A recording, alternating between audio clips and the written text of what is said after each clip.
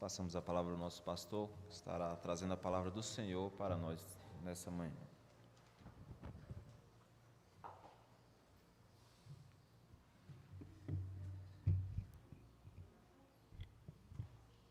Meus irmãos, graça, misericórdia e paz de Jesus os sejam plenamente e abundantemente multiplicadas nesta manhã. Nós bendizemos a Deus, porque mesmo em número reduzido, nós estamos voltando à reunião na sua casa, no dia que Ele separou para o culto, para o louvor do seu glorioso, santo, excelso, poderoso e bendito nome, para a nossa edificação, os laços fraternos e eternos do Espírito Santo, que nos uniu num corpo no qual Cristo, nosso Redentor e Supremo Pastor, é o cabeça. Eu quero convidá-los a abrir a Escritura, no Antigo Testamento, no livro dos Salmos, no Salmo de número 13. Salmo de número 13. Eu quero convidá-los, mesmo assentados, você que está no conforto da sua casa, tome aí a sua Bíblia e abra nesta linda poesia.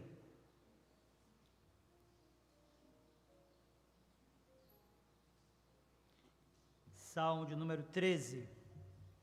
Acompanhe aí a leitura desta porção da Palavra de Deus. Até quando, Senhor, esquecer-te-ás de mim para sempre? Até quando ocultarás de mim o rosto? Até quando estarei eu relutando dentro de minha alma, com tristeza no coração, cada dia? Até quando se erguerá contra mim o meu inimigo?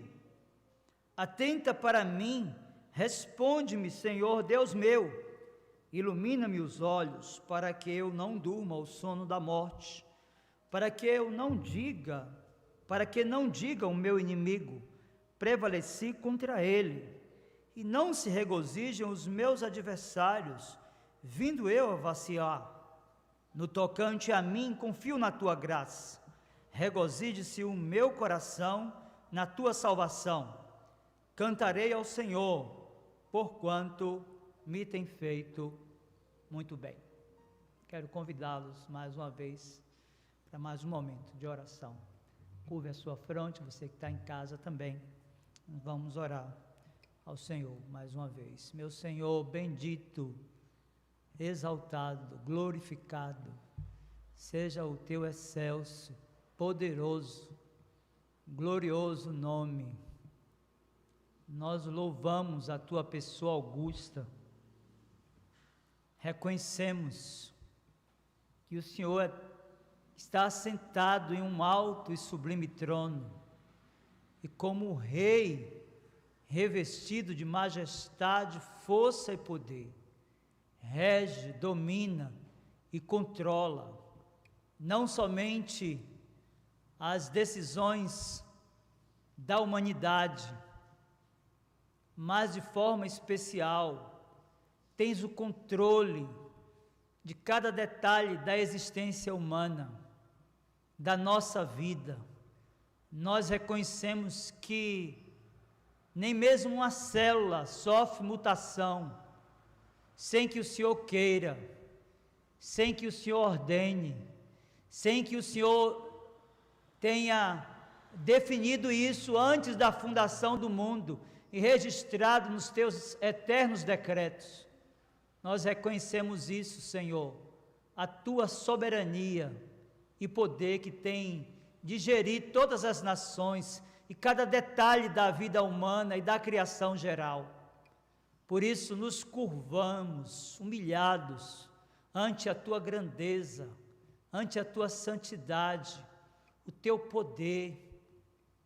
Meu Senhor, recebe a glória, a honra e o louvor, porque não obstante a tua grandeza e aquilo que de fato és, tu se importa conosco.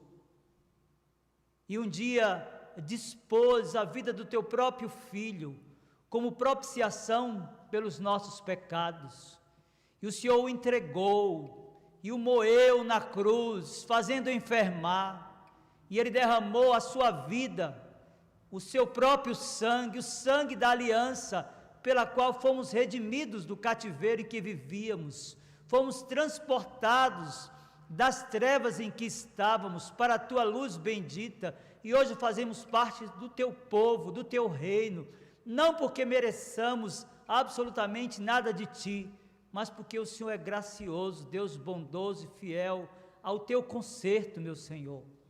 Por isso nós te suplicamos agora, que como povo eleito, redimido pelo sangue da aliança derramado na cruz, que o Senhor nos alimente com o maná dos céus, com o pão e com a água que sacia toda a sede, o Senhor Jesus Cristo, manifestado nas Escrituras como o Verbo de Deus, aquele que é profeta por excelência e fala, redimindo vidas e edificando a igreja. É por ele, meu Senhor, que nós te suplicamos nesta manhã, que prepare-nos o coração, para que sejamos fortalecidos na caminhada, para que o Senhor nos revigore as forças, a esperança e aumente-nos a fé, para que a nossa caminhada seja exuberante, feliz na tua presença.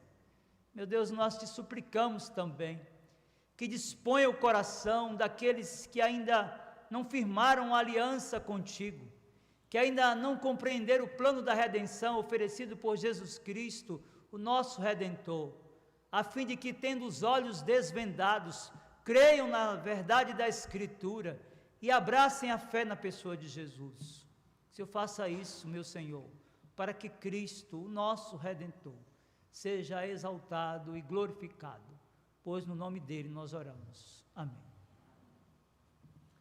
Meus irmãos queridos e amigos, no segundo semestre do ano de 2019, nós passamos a receber informações de que um certo vírus no Oriente, em Wuhan, na China, estava afetando a saúde e a condição social de uma pequena cidade. Esse vírus propagou e espalhou-se não somente na Ásia, mas chegou na Europa, na América do Norte e também na América do Sul. O Brasil passou a conviver com os decretos de isolamento social em decorrência do coronavírus, sobretudo nosso estado, a partir do mês de março, ainda no primeiro semestre deste ano. E de lá para cá, já foram mais de 160 mil vidas que foram ceifadas, a economia, ela foi impactada, as relações familiares, a relação social foi mudada, e nós temos convivido durante esse período com uma situação jamais vista. Eu acredito piamente que esta geração jamais foi bombardeada com tantas informações negativas, com tantas notícias de lutos e perdas, como nesses últimos meses no nosso país. De fato, isso tem afetado a condição social, emocional e espiritual de muitas pessoas, de modo que até mesmo a igreja, o povo de Deus, tem sofrido e às vezes perguntado: até quando, Senhor? O que nos chama a atenção é que esta realidade que nos afeta foi também a realidade de outros personagens bíblicos, gente que foi chamada das trevas para a luz e que passou a viver em um estado de aliança por meio de Jesus Cristo, e nós percebemos de fato a fragilidade da nossa própria fé. O Salmo de número 13, esta linda poesia registrada por Davi, está dividido em 3 estrofes. E na primeira estrofe, versos 1 e 2, Davi apresenta as suas queixas em forma de perguntas. Nós temos 5 perguntas aqui. E debruçados sobre este salmo, e de posse do contexto no qual ele foi produzido, nós vamos perceber que Davi estava vivendo uma situação em sua vida, que ele está sobre a fúria de Saul, então rei de Israel, que está tentando aniquilá-lo. É nessa condição de fuga correndo pelos vales e pelos desertos, a fim de preservar a sua vida, é nessa condição de fuga, dentro de um estado de pureza espiritual e de uma condição de cumprir a sua parte no pacto que o Senhor fez com ele, que Davi passa a perguntar: até quando, Senhor? O que me chama a atenção aqui, meus irmãos, é que Davi, ele não está tão preocupado com a fúria do seu inimigo. Ele sabe do poder que Saul tem.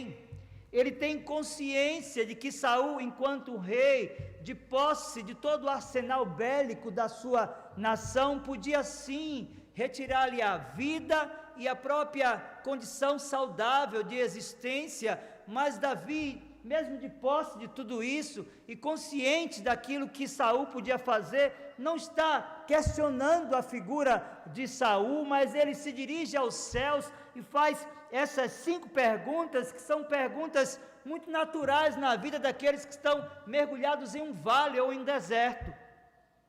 Então Davi pergunta: até quando, Senhor?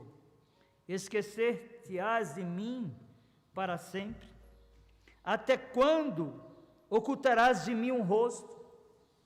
Até quando estarei eu relutando dentro de minha alma, com tristeza no coração cada dia? Até quando se erguerá contra mim o meu inimigo? Meus queridos, nós percebemos aqui 2 momentos, 2 aflições e 2 formas de súplica, e Davi também apresenta uma certeza no seu coração neste salmo.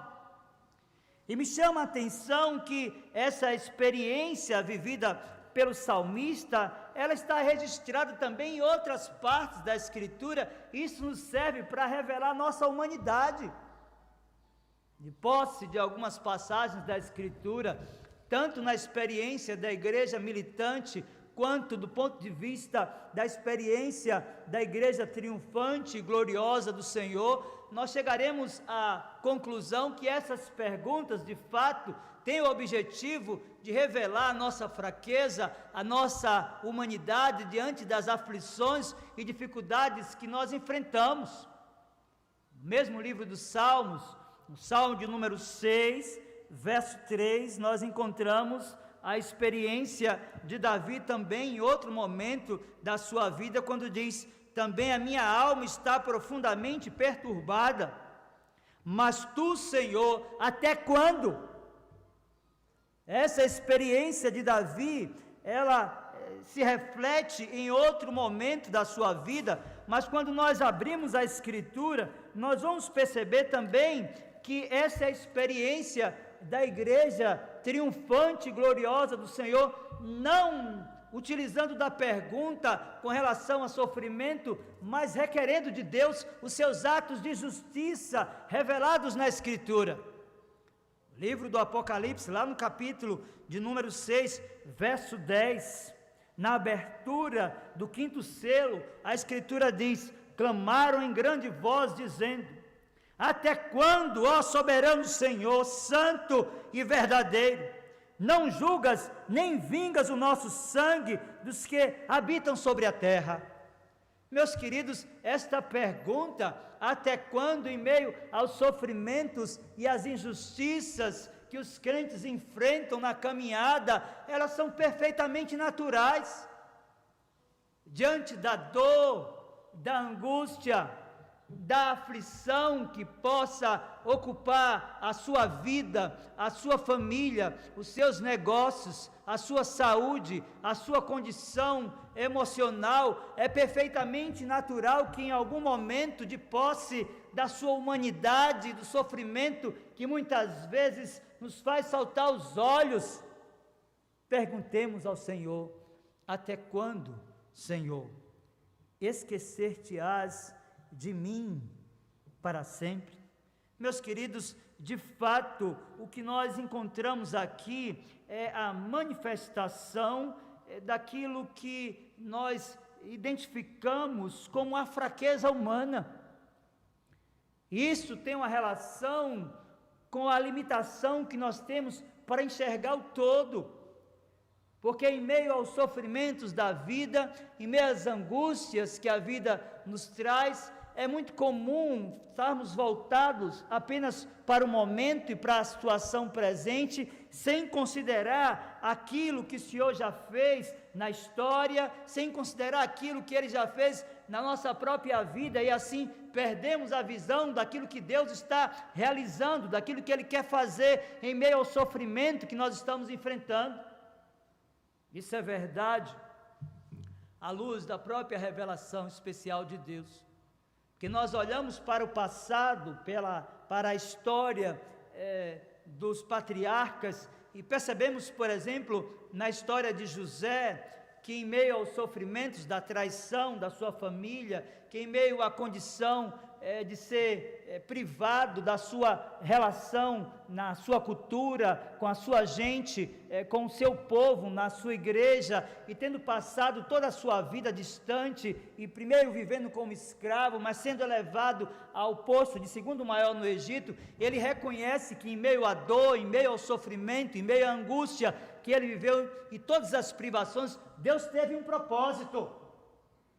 É objetivamente isso que nós encontramos lá no final da narrativa do livro do Gênesis, lá no capítulo 50, verso 20, quando a Bíblia vai nos mostrar que a experiência amarga daquele homem de Deus tinha da parte do Senhor um propósito. Gênesis capítulo 50, verso 20 diz: vós na verdade intentastes o mal contra mim, porém Deus o tornou em bem para fazer como vedes agora, que se conserve muita gente em vida. E é essa experiência de José que está apontando para frente, para aquilo que Paulo registrou na carta aos Romanos, capítulo 8, verso 28, quando ele foi tratar acerca da providência de Deus e afirmou: sabemos que todas as coisas cooperam para o bem daqueles que amam a Deus, daqueles que são chamados segundo o seu propósito. Meus queridos, de fato, a limitação da visão do todo, daquilo que Deus está fazendo em meio aos sofrimentos na qual somos inseridos, nos faz fazer essas perguntas que em dado momento da nossa vida nós não temos respostas. E é interessante como uma certa música revela de fato a essência dessa limitação que nós temos. Não sei quantos já tiveram a experiência de uma viagem de avião, um tempo chuvoso, para perceberem que depois que o avião passa as nuvens, o sol continua brilhando. Então, um certo cantor disse que eu sei que para além das nuvens, o sol não deixou de brilhar. É importante então compreendermos, de posse dessa experiência aqui, que essa oscilação de crença é perfeitamente cabível e normal.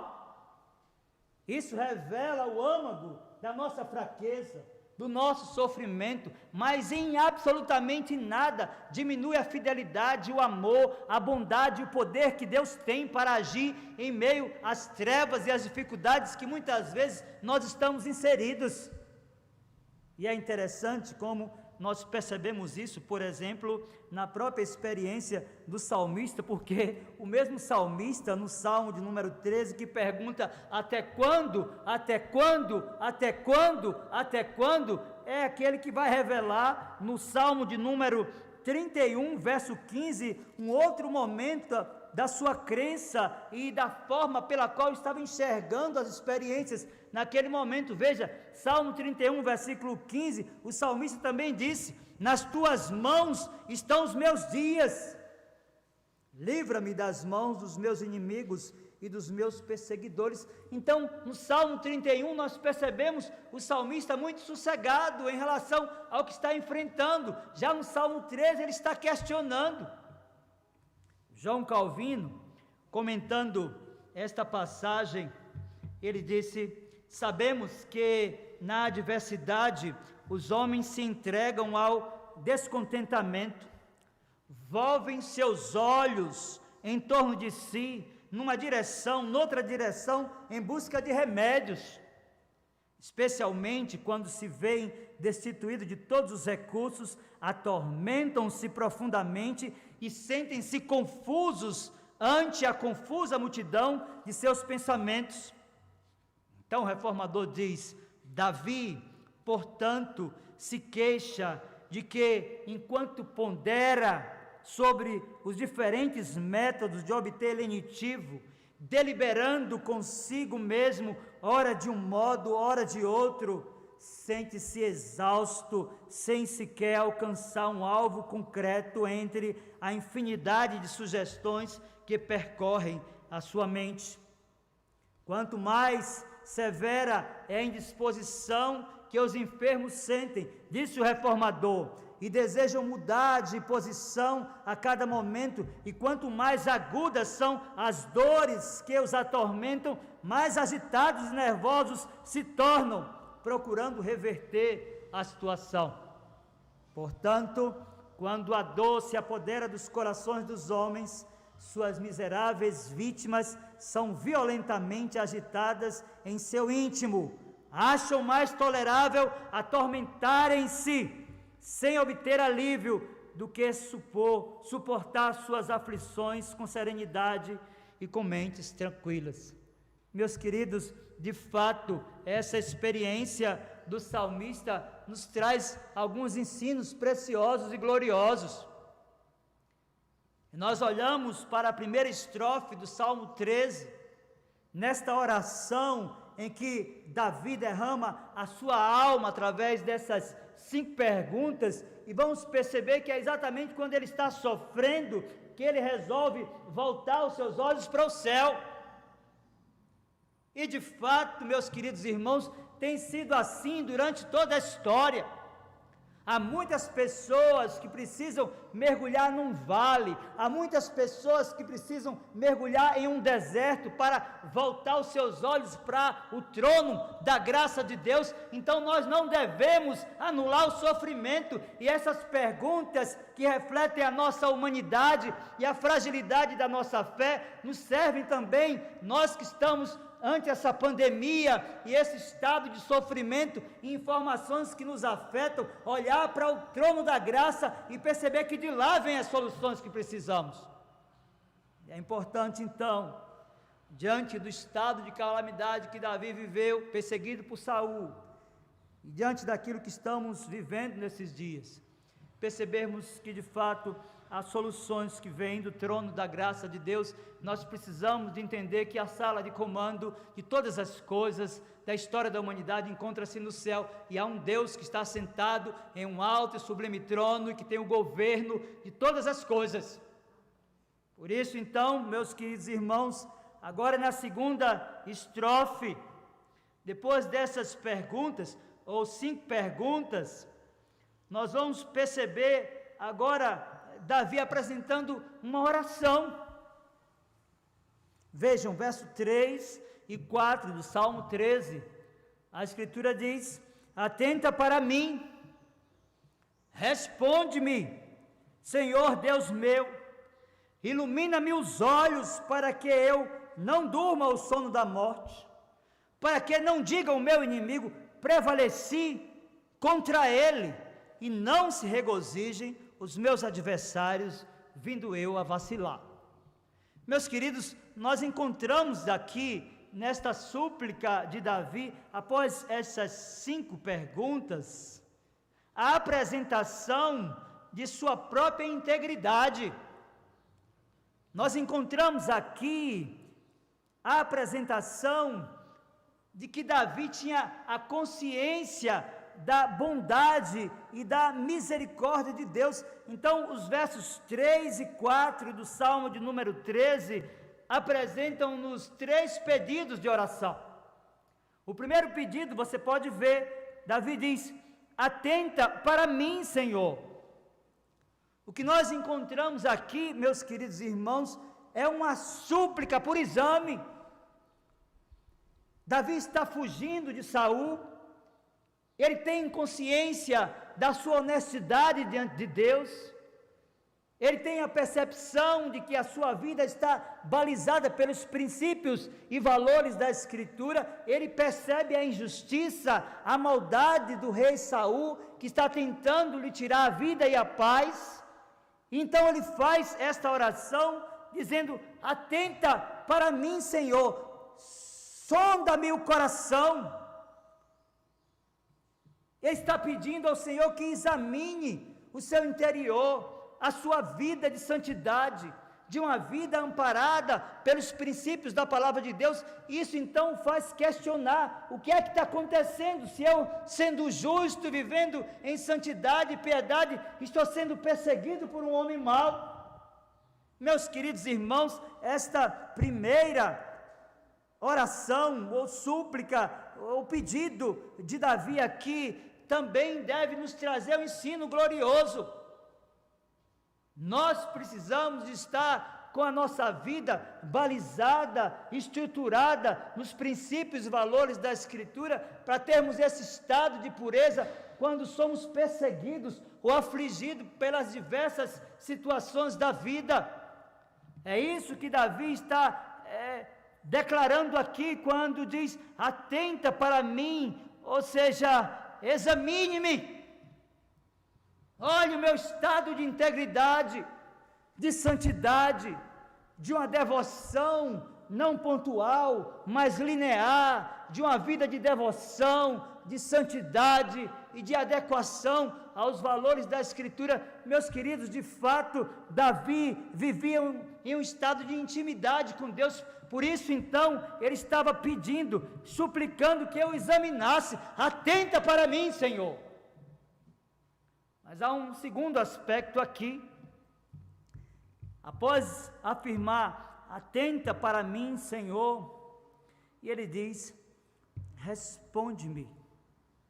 Meus queridos, na realidade, Davi está suplicando a Deus encorajamento, porque não é fácil, sobretudo para aqueles cristãos que têm e vivem uma vida de santidade, que buscam a glória de Deus, que têm vida de intimidade com Deus, que lê a Bíblia, que ora, que cumpre os seus deveres na família, na sociedade e na igreja, e se vê muitas vezes sofrendo por injustiças outras, que trazem aflição ao corpo e à alma. Davi está se vendo em uma condição de estar sendo perseguido por um homem mau e injusto. Então ele está buscando da parte de Deus encorajamento para continuar a sua jornada, para continuar o serviço sagrado, o serviço santo. Meus queridos irmãos, nós precisamos, quando estamos sofrendo o dano das injustiças que o mundo nos oferece, pelo menos de dois aspectos. Primeiro, nós precisamos de resiliência. E a resiliência é a capacidade de sofrer o dano, compreendendo da parte de Deus um propósito. Mas nós precisamos, além da resiliência, a perseverança. Essas duas coisas precisam caminhar juntas. Enquanto que a resiliência nos capacita a sofrer o dano, a perseverança nos faz orar por encorajamento para continuarmos a nossa vida, tendo a nossa mente oxigenada e fortalecida pelas promessas da Santa Escritura. É por isso então que o salmista, ele faz primeiro um pedido: atenta para mim, ou seja, ele suplica por um exame, colocando a sua vida diante do altar de Deus e dizendo: Senhor, estou limpo e puro, eu vivo em santidade para a tua glória, por isso faça um autoexame em mim. Segundo, ele diz: responde-me, ou seja, ele está suplicando a Deus que o encorajem para que ele não desista da caminhada, e ele continue então vivendo para a glória de Deus. Mas há um terceiro aspecto aqui, ele diz: ilumina-me os olhos, para que eu não durma o sono da morte. Finalzinho do verso 3. O que é que Davi quer aqui com esta afirmação, meus irmãos? Meus queridos, Davi está pedindo discernimento espiritual. Veja, há uma súplica por exame, há uma súplica por encorajamento, mas há aqui uma súplica por discernimento espiritual. Meus queridos, há coisas na nossa vida que de fato nós não compreendemos. Há sofrimentos que batem à nossa porta, e eu quero dizer para os irmãos que nós só entenderemos no céu. Não queira respostas para todas as coisas ou para todas as formas de sofrimento nessa vida, porque você não vai encontrar. É possível que após passar o vale, é possível que após passar o deserto, você tenha uma percepção meio tosca daquilo que Deus estava querendo realizar na sua vida. Contudo, meus irmãos queridos, é importante compreender que a revelação, ela é plena, mas ela não é exaustiva, no sentido de nos revelar tudo, absolutamente tudo que nós precisamos de saber. O próprio livro da lei, lá em Deuteronômio capítulo 29, verso 29, diz que as coisas reveladas são para nós e para os nossos filhos, mas aquelas encobertas são para o Senhor nosso Deus. Davi precisava daquele momento de discernimento espiritual acerca da injustiça que ele estava enfrentando. Talvez você até hoje esteja buscando uma resposta para um sofrimento que afetou e continua afetando a sua alma, e que você não vai ter absolutamente uma resposta aqui. Há algumas coisas que pelos princípios da Escritura nós compreendemos, há outras coisas que pelos princípios gerais, pelo próprio bom senso que nós conseguimos compreender, e há outras coisas, como por exemplo, o dia da volta de Cristo, que nós jamais saberemos. Então, em absolutamente tudo, você não terá resposta para os seus dramas. Cabe-nos apenas a compreensão e o discernimento que, de fato, todas as coisas cooperam para o bem daqueles que amam a Deus. Então, nós podemos descansar nisso e saber que as coisas que afligem a nossa alma, que o sofrimento decorrente de uma enfermidade, seja no corpo ou na alma, que o sofrimento decorrente de um luto ou de uma condição de injustiça, também pode ser usado por Deus para que Ele seja glorificado e para que nós, seus servos, tenhamos a consciência de que somos como a menina dos seus olhos. Davi então suplica: atenta para mim, responde-me, Senhor Deus meu, ilumina-me os olhos para que eu não durma o sono da morte. Então ele vai dizer mais: para que não diga o meu inimigo, ele está se referindo a Saul, prevaleci contra ele, e não se regozijem os meus adversários, vindo eu a vacilar. Meus queridos, esta segunda estrofe, ela é concluída com a declaração do zelo que Davi tinha com a glória de Deus. Essa segunda estrofe se conclui com a manifestação desta relação de afeto que aquele homem de Deus tinha com a verdade da Escritura. Ele está consciente de que a sua derrota, a partir de uma concepção de injustiça, ia macular a glória de um Deus que é absolutamente justo. Então ele faz essa oração com esses três pedidos: atenta para mim, responde, ilumina-me os olhos. E agora no verso 4 ele apresenta uma justificativa. É para que as concepções de injustiça tão comuns no seu tempo e manifestadas em larga escala nos nossos dias, não fossem a regra pela qual a sociedade pudesse balizar o seu comportamento, mas Davi estava orando para que, a partir da justiça de Deus, aquele que estava a lhe perseguir, o Senhor fosse honrado e glorificado. Por isso, então, nós caminhamos para a terceira e última estrofe. Nós vamos perceber, primeiro, versos 1 e 2, primeira estrofe, ele apresenta a sua condição a partir de 5 perguntas. Versos 3 e 4, ele apresenta a sua súplica, e vimos no versículo 3, os 3 pedidos de Davi. Agora, nos versos 5 e 6, nós vamos nos deparar com a certeza que havia no coração do salmista. Veja, ele diz: no tocante a mim, confio na tua graça, regozije-se o meu coração na tua salvação.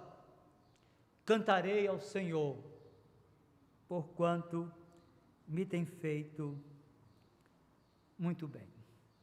Meus queridos irmãos, essa percepção da graça de Deus, ela permeia toda a Escritura. E quanto mais nós nos debruçamos sobre a leitura, de forma especial do Antigo Testamento, mas nós percebemos que esta relação de afeto e o próprio plano da redenção que é aplicado à vida do povo de Deus no passado é objetivamente o mesmo do Novo Testamento. Não há nenhuma diferença entre a forma pela qual eles foram chamados e salvos no Antigo com aquilo que nós encontramos no Novo. No Antigo Testamento, a obra da salvação se apresentava pela graça de Deus, pelo selo do Espírito Santo, que é o penhor e a garantia da salvação dos eleitos. No Novo Testamento, na progressão da revelação, nós percebemos isso de uma maneira mais clara, sobretudo nas cartas gerais e paulinas. Contudo, o que nós compreendemos aqui é que Davi não estava de posse das suas habilidades para essa declaração. Contudo, o que nós enxergamos aqui nos versos 5 e 6 é que ele estava amparado por esse conceito da graça, que é o favor que nós não merecemos. Daí esta declaração: no tocante a mim, confio na tua graça, regozije-se, ou seja, alegre-se intensamente o meu coração. Meus irmãos, há alguns detalhes aqui nos versos 5 e 6 que nos chamam a atenção e serão importantes para a interpretação desta passagem. Primeiro, nós precisamos identificar que o verbo confiar aqui está no presente do indicativo, na voz ativa, na forma perfeita, e indica aqui uma ação completa. Davi está certo que a obra da providência de Deus se manifestaria na sua vida, mesmo naqueles dias em que ele estava fugindo a partir de uma perseguição de um homem mau e cruel. Davi está certo que a manifestação da providência, da bondade, do poder e do amor de Deus jamais deixa faltar qualquer coisa. Daí a utilização desse verbo no presente do indicativo, na voz ativa, na forma perfeita, indicando que absolutamente tudo quanto ele precisava, o Senhor ia fazer. Meus irmãos, de fato, nós olhamos para essa passagem e vamos perceber que Davi vai fortalecer o seu argumento quando diz: no tocante a mim, confio na tua graça. E a ideia aqui de que essa confiança, ela revela a segurança que o salmista tinha.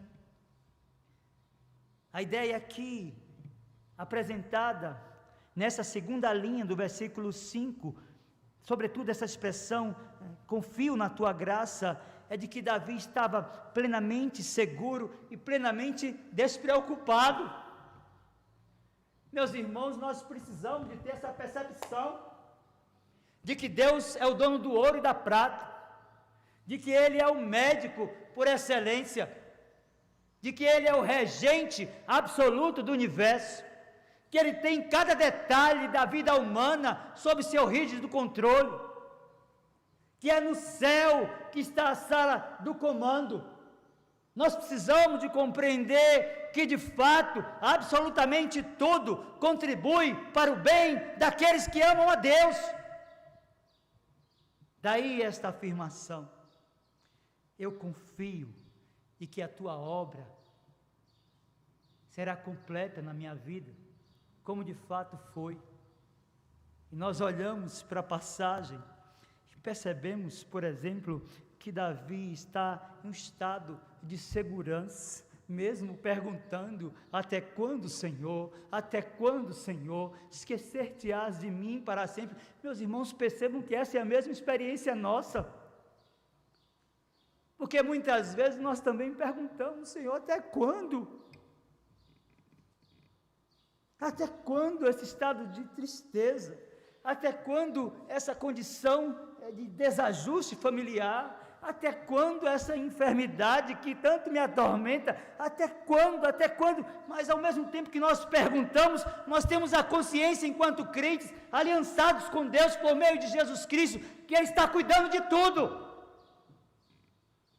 E é isso que essa passagem da Escritura nos mostra aqui, meus irmãos, e é a mesma experiência que nós percebemos registrada também no Salmo de número 91, a partir do versículo 1 e até o versículo 8. Obviamente esse salmo é um salmo messiânico, mas também aponta para a minha experiência e a sua, quando o salmista diz: o que habita no esconderijo do Altíssimo e descansa à sombra do Onipotente, diz ao Senhor: meu refúgio e baluarte, Deus meu em quem confio, pois Ele te livrará do laço do passarinheiro e da peste perniciosa, cobrir-te-á com as tuas penas, e sob suas asas estarás seguro, a sua verdade é pavês e escudo.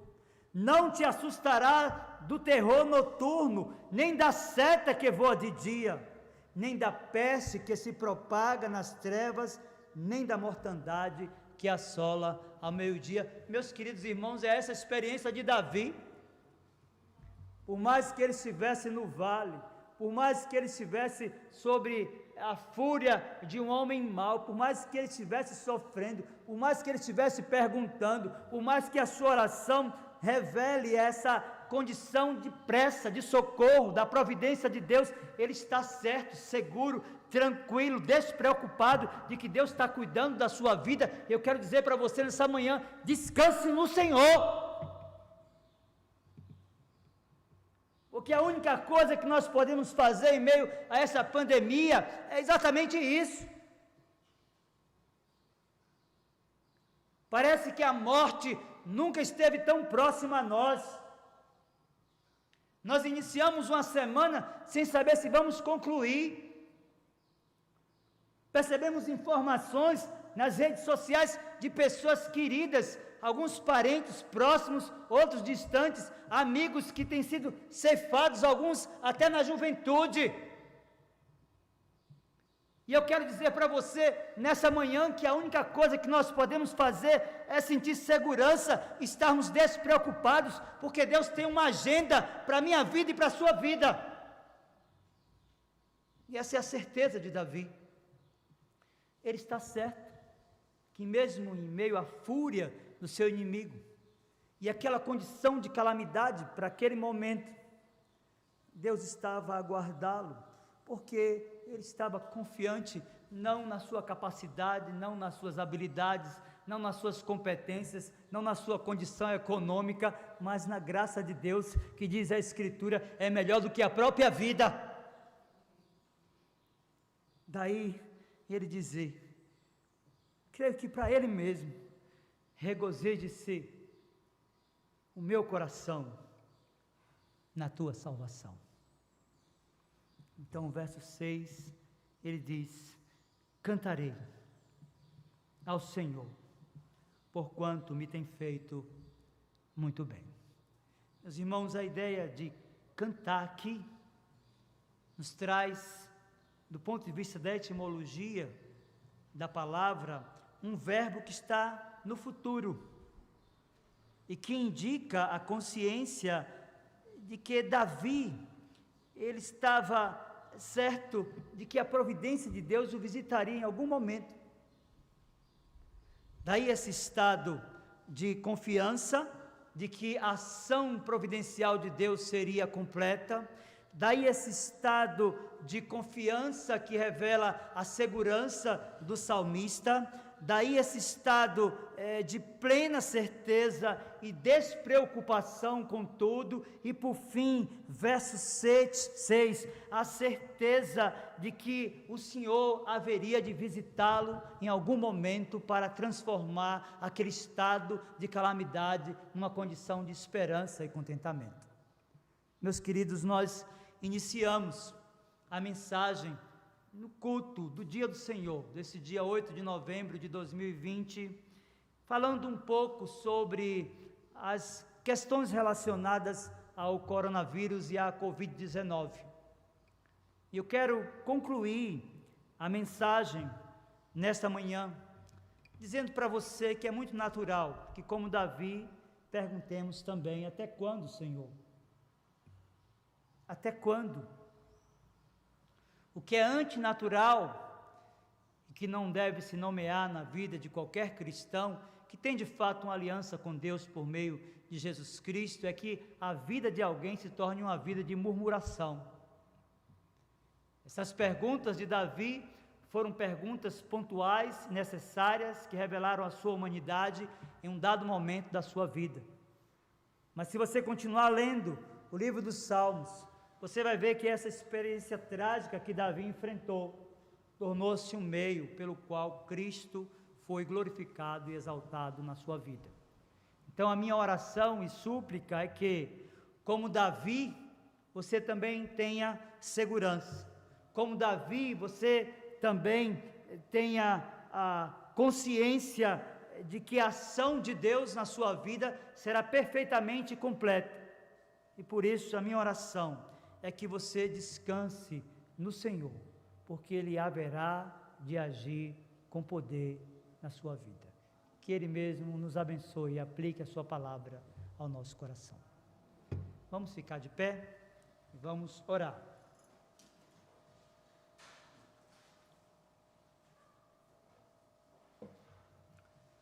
Meu Senhor, em nome de Jesus, Teu Filho bendito, nosso Redentor e Supremo Pastor, nós bendizemos a Ti, pelos Teus feitos gloriosos, por Tua ação benfazeja por meio do Teu Espírito, quando aclarou os nossos olhos, desimpediu os ouvidos, para que víssemos e compreendêssemos as maravilhas da Tua lei. Nós bendizemos a Ti por isso, meu Senhor, porque não depende nem de quem quer, nem de quem corre, mas de usar o Senhor as Tuas misericórdias. E nós temos consciência de que fomos alcançados por Tua graça e que as Tuas misericórdias têm que se renovar em nossa vida a cada manhã. Nós queremos Te louvar, Senhor, porque sabemos que mesmo os sofrimentos decorrentes desses dias tão difíceis, eles têm da parte do Senhor um objetivo. O Senhor quer ser glorificado e exaltado por nós, Teus filhos, quando somos resilientes, mas quando somos perseverantes, não abdicamos da nossa fé e o nosso compromisso contigo. Por isso, meu Senhor, desperta os meus irmãos, a fim de que compreendam que os vales mais profundos, que os desertos que trazem grandes aflições, são a escola do Teu Espírito para nós. Por isso, ajuda-nos a aprender de Ti, de que o Senhor controla, rege, domina sobre todas as coisas. Por isso, age na vida do Teu povo, Senhor, visitando aqueles que estão com as suas emoções abaladas, visitando aqueles cuja saúde está afetada por enfermidade, visitando aqueles que tiveram a economia, as relações desestabilizadas e agindo com poder e providência, para que o Teu povo se regozije em Ti e Te renda louvores e honra e glórias pelos Teus feitos benditos e por Tua ação em nossa vida. Leva-nos, meu Senhor, agora em paz aos nossos lares e guarde-nos pelo Teu poder, pois nós oramos no nome de Jesus. Amém. Seja uma bênção, irmãos. Que a graça do Senhor Jesus, o amor de Deus, o nosso muito bondoso Pai, o poder, a comunhão e as consolações do Santo Espírito de Deus, sejam sobre vós, irmãos, e sobre vós repouse. Assim vos abençoe o Deus Pai, Filho e Espírito Santo. Amém.